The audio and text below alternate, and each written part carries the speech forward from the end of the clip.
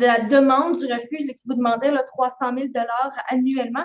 Et qu'est-ce qui fait que ce montant-là est trop difficile à accepter là, pour chaque municipalité là, du Témiscamingue? Ben, c'est parce que, de un, je le mentionnais tantôt, toutes les municipalités n'étaient pas nécessairement en entente avec le refuge. S'ils ont eu un ou deux cas dans l'année, ou trois cas sur deux, trois ans, ben, ils se disent, est-ce que je dois investir 5 000, 6 000, 8 000, 12 000 dollars avec le refuge alors que j'ai peu de cas? Tu sais, et c'est pas en train, et cette municipalité-là n'est pas en train de dire ce que le refuge fait, c'est pas bon. Ils ont été capables de répondre à leurs besoins. Fait que, mais est-ce que ce sera ça dans les années à venir? Je ne le sais pas. Mais puis le refuge, ben, c'est des gens qui croient beaucoup à ce qu'ils font, puis avec raison. Puis je minimise pas ça, là, aucunement.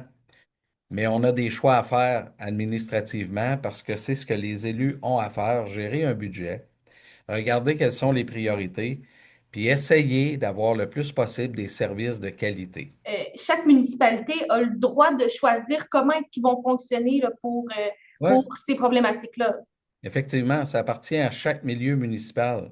Et c'est pour ça que je disais dans une autre entrevue, nous, de regarder de quelle façon ça se vit à Rouyn-Noranda, dans leur grand territoire, là, comment ça se vit ailleurs en Abitibi, à New Lescure, même si c'est pas côté Québec, là, comment ils vivent ça, eux, la gestion des animaux, particulièrement la partie des chiens dangereux.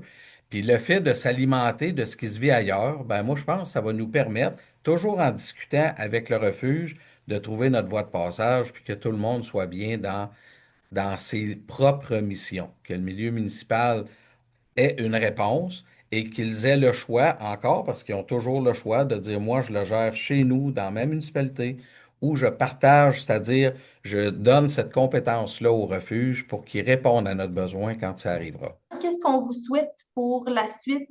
Ben, la bonne nouvelle, et je l'ai dit tantôt, le fait qu'on ait quand même deux élus, un maire et une mairesse, qui participent avec eux à leur conseil d'administration, ben, ça les amène aussi à réfléchir. Fait que nous, dans le milieu municipal, comment on voit ça, le refuge, comment ils voient ça. Puis moi, j'aime toujours regarder le verre à moitié plein.